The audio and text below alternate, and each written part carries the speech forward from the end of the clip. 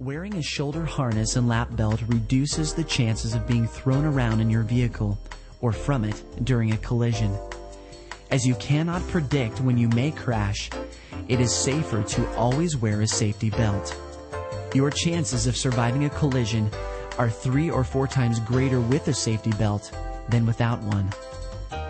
According to the U.S. Department of Transportation, safety belts saved over 100,000 lives between 1975 and 1997. About twice as many lives could have been saved if everybody wore seatbelts as a matter of course. An estimated 3,894 lives were saved by child restraints during the same time period. Without a safety belt, you will fly into or through the windshield, or into the steering column, or be thrown from the vehicle.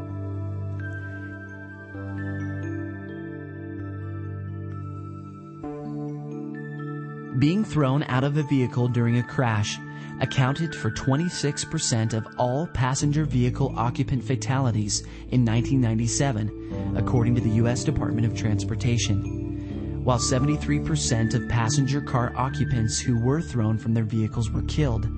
99% of those wearing safety belts were held within the protective confines of their vehicles. There is some false information that is commonly heard about safety belts. It's worth exposing the misconceptions so that you are not tempted to go along with them. The first one is, you don't really need a safety belt if you're just going to the store around the corner. The truth is that half of all wrecks occur within 25 miles of home, and deaths can occur at crash speeds of as low as 12 miles per hour. What happens is the vehicle that was traveling, say, 30 miles per hour suddenly travels 0 miles per hour, and your body continues at 30 miles per hour until it hits the windshield. If you want to know what that's like, go to the roof of a 3-story building and jump off, head first. If that's not your preferred weekend sport, why do it every time you climb in a vehicle and don't buckle up?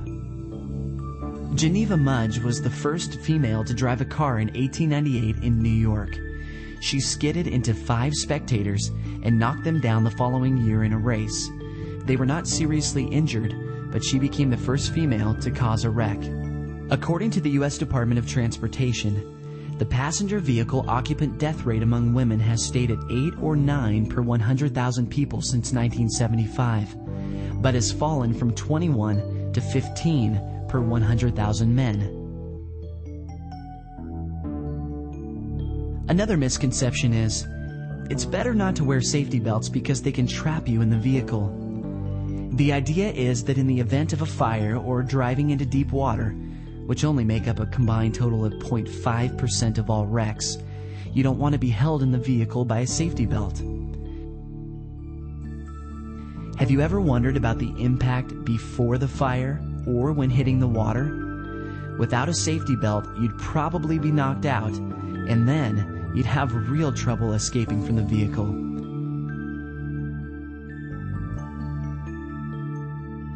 With a safety belt, you'd be conscious, as it takes less than a second to disengage from a safety belt. It's not difficult to predict who would be first out of that vehicle. Another misconception is, when you don't wear a safety belt, you can be thrown clear of the vehicle and walk away unscathed. Maybe in one's dreams.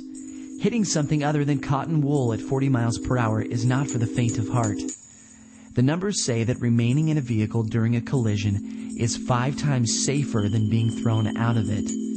These numbers are no joke.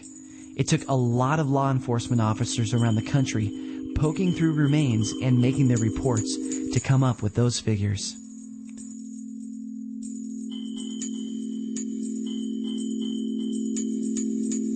Another one is, it's too much hassle putting the kid into one of those seats. We're only going around the corner, so what could happen? The answer is plenty. Car crashes are the leading cause of preventable death for children. They also cripple or disfigure thousands more. 4 in every 5 such crashes could have resulted in no death or injury if the child had been properly secured in the proper child restraint seat.